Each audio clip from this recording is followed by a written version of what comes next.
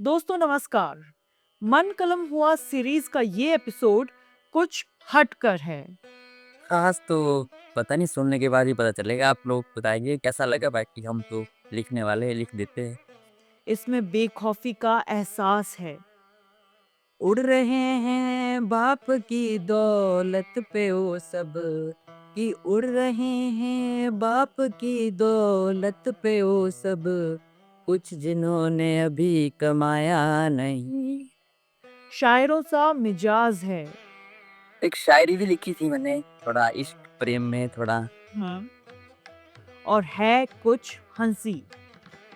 दिनेश जी, ये चीजें बहुत सुनी है लेकिन कभी इस एंगल से नहीं सोचा है। आपने इसे कैसे सोचा है मुझे पता नहीं, पर ये बहुत मजेदार है। साथियों, एपिसोड 6 में है हमारे साथ मिस्टर दिनेश रघुवंशी, जो ना सिर्फ कविताएं, गजलें और शायरी लिखते हैं, बल्कि स्टैंड अप कॉमेडी और चुटकुले सुनाने में भी पीछे नहीं हटते। तो अपनी कुर्सी की पेटी बांध लीजिए और अनुभव कीजिए आज के इस एपिसोड को।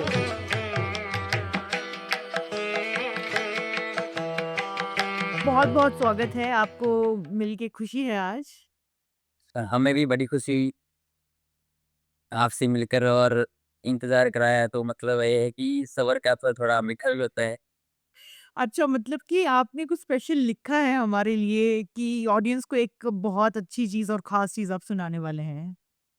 ख़ास तो पता नहीं, सुनने के बाद ही पता चलेगा। आप लोग बताएँगे कैसा लगा? बाकी हम तो लिखने वाले हैं, लिख देते हैं।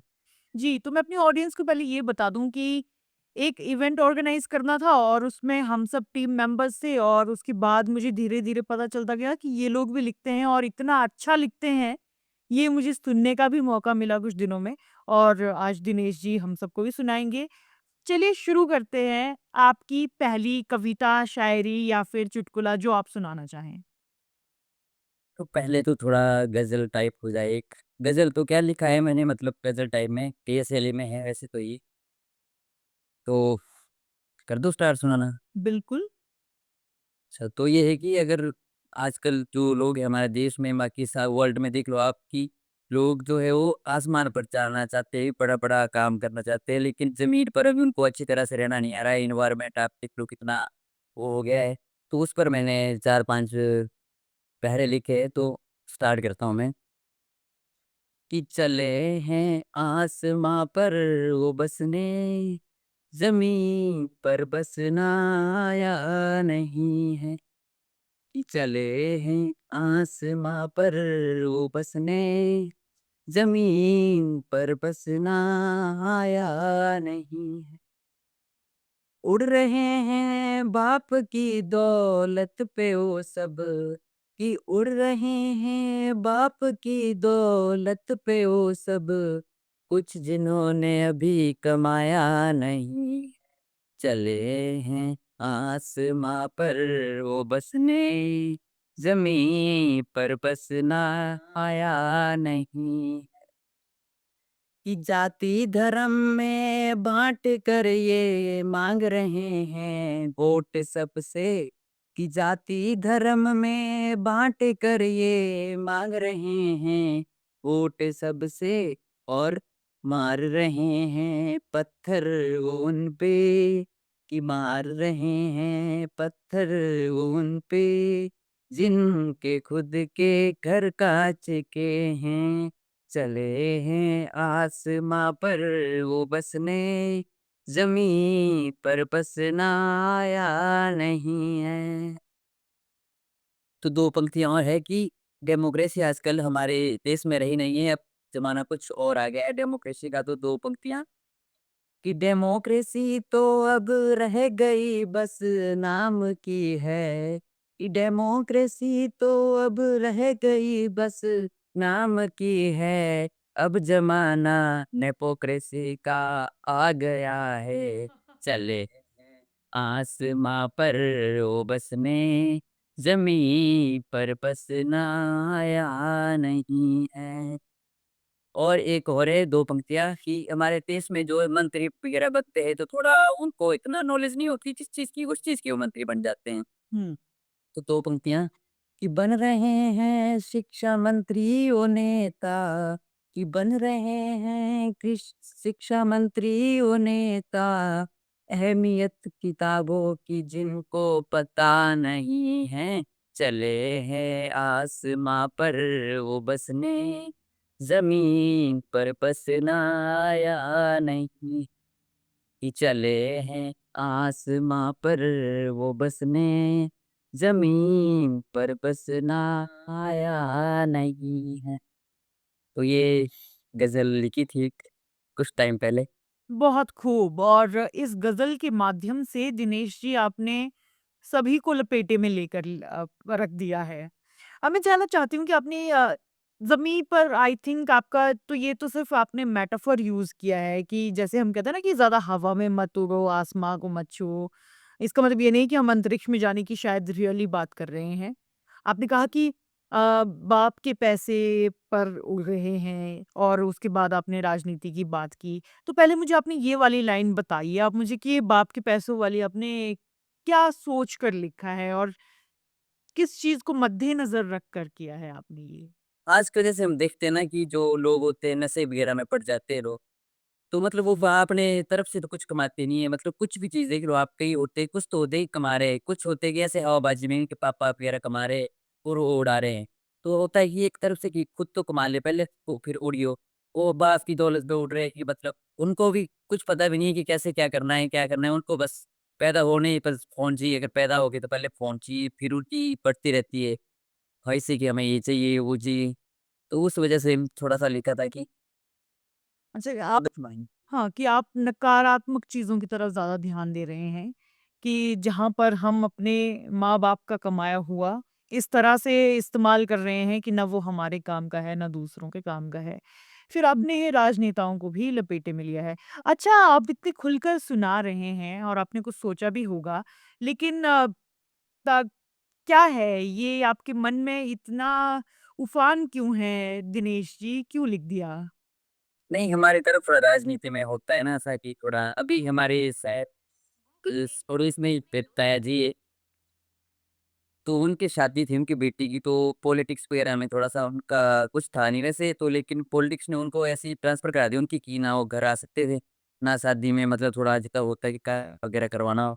तो मतलब उस हिसाब से कि बाहर मतलब काफ़ी दूर ट्रांसफ़र करा दी, फिर बड़ी मुश्किल से वो परेशानी हो जाती है, तो उस वजह से लिखा था मैंने कि तो ये एक रोष है युवा का कि हम जिसे अपना माध्यम चुन रहे हैं कि हमारी आवाज़ को आगे रखेंगे, वो कहीं न कहीं उस पावर का, उस शक्ति का गलत इस्तेमाल हो रहा है। जी। और आप ये बाकी युवाओं की आवाज़ भी शायद आगे उठाने की कोशिश कर रहे हैं। जी, बिल्कुल। ठीक है, तो ये तो मैं अब सोचूँगी छोड़ूँगी अपनी ऑडियंस पर कि वो भी क्या मानते हैं इस बारे में और क्या नहीं, वो हमें कमेंट करके बताएँ। हम अपनी अगली कविता, शायरी या फिर किसी और चीज़ की तरफ, चुटकुले की तरफ बढ़ते हैं, बताइए? तो एक थोड़ा इश्क प्रेम वगैरह होता है इस उम्र में, तो थोड़ा उस पे अगर धोखा मिल जाए तो फिर थोड़ा-सा एक लिखा था मैंने कुमार विश्वास की आवाज़ में, अच्छा। लिखते जाऊँ काहे पंक्तियाँ मेरी है, तो 4 पंक्तियाँ हैं कि सुनाता हूँ मैं आपको कि मैं प्रेम की गलियों में भटका इश्क आवारा सा, कि मैं प्रेम की गलियों में भटका इश्क आवारा सा। तू आसमां के कोने से टूटा एक सितारा सा। अब एक तरफ इश्क है, एक तरफ सितारा है। अब दोनों ढूँढते हैं तो उसके बाद जो मंज़र होता है उनका 2 पंक्तियों में आगे ज़िक्र है कि मैं प्रेम की कलियों में भटका इश्क आवारा सा। तू आसमां के कोने से टूटा एक सितारा सा। कि टूटने पर हम दोनों के कि टूटने पर हम दोनों के तुझसे सब फरियाद करते हैं, मुझे कोई याद नहीं करता, मुझे कोई याद नहीं करता, कोई फरियाद नहीं करता। ये पंक्ति ऐसी थोड़ा कि जब सितारा टूटता है तो उससे सब फरियाद माँगते हैं, लेकिन जब इश्क में कोई व्यक्ति टूटता है तो उसको कोई याद नहीं करता, उससे कोई बात नहीं करता। तो ये थोड़ा-सा 4 पंक्तियाँ एक कहाँ हमदर्दी जताने तो दिनेश जी कई आ जाते हैं। हाँ, वो तो बात है। अच्छा, तो आपने ये क्यों लिखी है और क्या सोच के लिखी है? होता है ना कि इश्क में थोड़ा धोखा मिल जाए तो आदमी कभी शायर तो ऐसे ही बन जाता है। कभी अच्छा, तो ऐसी बात है। जी। और आपने ये बहुत खूब लिखा है और बिल्कुल आपने जिस तरह से कहा कि कुमार विश्वास जिस तरह से अपनी लिखे हुए को पढ़ते हैं, आपने बिल्कुल उसी अंदाज़ में सुनाया है। ठीक है, आगे बढ़ते हैं और आपकी तीसरी लिखे हुए की तरफ चलते हैं। तो चुटकुले वगैरह 2 चुटकुले सुनाता हूँ मैं आपको, फिर थोड़ा माहौल भी बन जाएगा। बिल्कुल, जो आपने खुद लिखा है। जी, जी। एक लड़का-लड़की होते हैं, मतलब लड़की की शादी की तय तय हो जाती है कि उस लड़के से नहीं होती, किसी और लड़के से तय हो जाती है। तो फिर लड़की बोलती है कि अब मैं तुम्हारी नहीं हो सकती। तो लड़का बोलता है कि अगर तुम मेरी नहीं हुई तो मैं तुम्हें किसी और की भी नहीं होने दूँगा। अच्छा। फिर लड़की बोलती है अगर तुम्हारी हो गई तो सबकी होने देगा। लड़की को दिमाग में दम तो नहीं। दिनेश जी, ये चीज़ें बहुत सुनी है लेकिन कभी इस एंगल से नहीं सोचा है। आपने इसे कैसे सोचा है मुझे पता नहीं पर ये बहुत मज़ेदार है। हाँ, कई बार होता है सोचने में लेकिन थोड़ा। तेरी उंगली तो सबकी होने देगा। अच्छा। एक है कि कौन-सा सुनाऊँ आपको थोड़ा, बहुत ज़्यादा लिखी है, थोड़ा एक ध्यान कर लूँ मैं। ये लड़की बोलती है लड़के से कि आप ज़माने में जितनी मर्ज़ी कोई दूसरी ढूँढ लो, मेरी जैसी नहीं मिलेगी आप। लड़की बोलती है कि अगर आप ज़माने में मेरी तरह ढूँढेंगे दूसरी तो आपको नहीं मिलेगी। तो लड़का बोलता है कि दूसरी भी मैं तेरे जैसे ही ढूँढूँगा। एक शायरी भी लिखी थी मैंने, थोड़ा इश्क प्रेम में थोड़ा, हाँ, वो पेश करता हूँ आपके समक्ष। बिल्कुल। कि ना जाने कितने मुकद्दर आज़माए थे उसके तरकश ए दीदार में, कि ना जाने कितने मुकद्दर आज़माए थे उसके तरकश ए दीदार में, हुँ। लगता है उसे किस्मत पे भरोसा है दिलकश ये बाज़ार। वाह, वाह, वाह, वाह! पर एक तरफ तो आपने अपने मुकद्दर की भी बात की है और दूसरी तरफ आप कह रहे हैं कि उसने भी किस्मत के हवाले ही सब कुछ छोड़ दिया है। फ़र्क क्या है दोनों में दिनेश जी?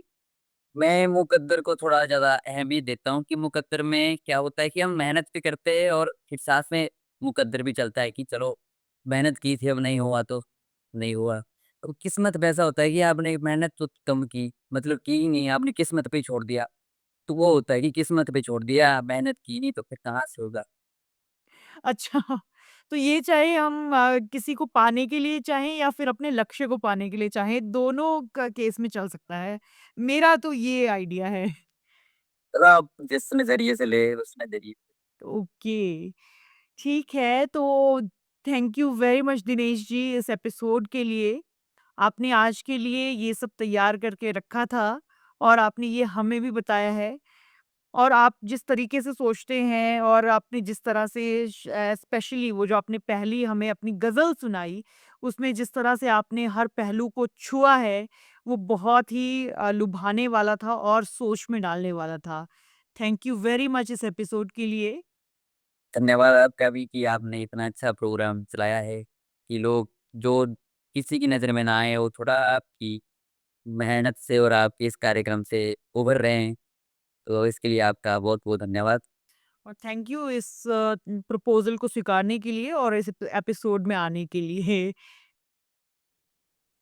दोस्तों मन कलम हुआ सीरीज के माध्यम से अब तक हम आपको उन शख्सियत से मिलवाने में कामयाब रहे हैं जो खुद से लिखते हैं और बहुत सी अनसुनी आवाज़ों की आवाज़ बनते हैं। उन्हें सुनकर हमें ऐसा लगता है कि वो वही बातें कह रहे हैं जो हमारे मन में हैं और हमें ऐसे ही बहुत से लोगों की तलाश है जो बहुत सी अनसुनी आवाज़ों की आज आवाज़ बनकर उभर रहे हैं। उम्मीद है इस एपिसोड ने आपका दिल और दिमाग खोल दिया होगा। हम मिलेंगे आपसे अपने अगले एपिसोड में। खुश रहिए, आबाद रहिए, आगे बढ़ते जाइए। Okay, bye.